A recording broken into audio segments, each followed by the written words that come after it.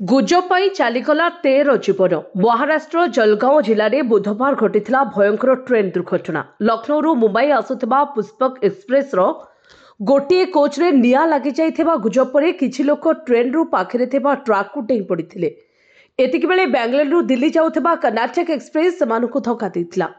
आ एथि जोगु 13 जन जीवन हराइछन्ति। अनेक एबे भी हॉस्पिटल ले जीवन मरण सहित संग्राम करुछन्ति। किंतु पुष्पक एक्सप्रेस रे निया लागिबा गुजब किए प्रचार करिथिला? काहे कि ट्रेन रो चेन पुल हेबा परे किछि लोक निकटस्थ ट्रक को टिया मारिले? ए प्रश्न एबे समस्तक मनरे उंकी मारुछि। रेल अधिकारी माने जांच करी ट्रेन रे कोनोसी प्रकार निया लागि नथिबा स्पष्ट करिसंती। हेले एबे जने प्रत्यक्षदर्शी निया गुजब पछरे किए थिले तार सूचना दैछंती। तांको कहिबा कथा जे यात्री माने बेस हसखुशी रे यात्रा करुथिले।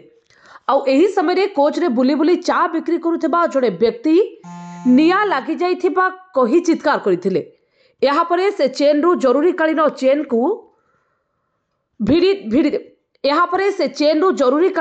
को भिड़ी देइथिले। ट्रेन अटकी जिबारु यात्री माने भयरे तळकु डेई पड़िथिले बोली व्यक्ति जनक कहिसंती। तेबे प्रत्यक्षदर्शी बाबदीप शिवराम पासवान घटना संपर्क में मने पकाई कहिसंती जे जड़े चा बिकाली ट्रेन रे निया लागिथिबा गुजब प्रचार करथिले। एहा परे से ही ट्रेन चेन को पुल करथिले। चेन भिड़िबा जोगु ट्रेन रो गति कमी जाइथिला और सेतेबेलकु ट्रेन रे निया लागि जाइथिबा कथा व्यापी जाइथिला। ट्रेन रो गति धीमा हेबा मात्रे लोक माने जीवन विकल रे तळकु डेंबा आरंभ करथिले। ब्यूरो रिपोर्ट जे न्यूज।